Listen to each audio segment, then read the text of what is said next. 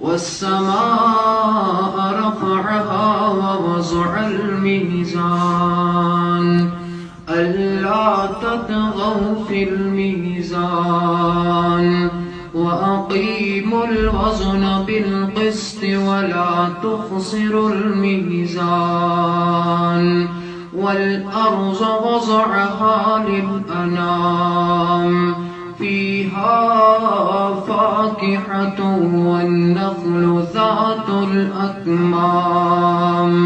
والحب ذو العصف والريحان فبأي آلاء ربكما تكذبان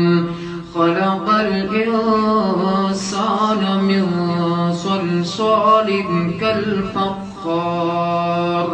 وخلق الجان من مارج من نار فبأي آلاء ربكما تكذبان رب المشرقين ورب المغربين فبأي آلاء ربكما تكذبان مرج البحرين يلتقيان بينهما برزخ لا يبغيان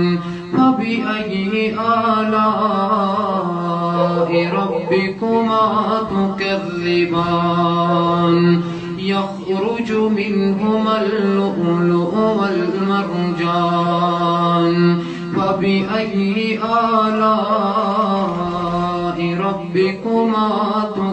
تكذبان وله الجوار المنشآت في البحر كالأعلام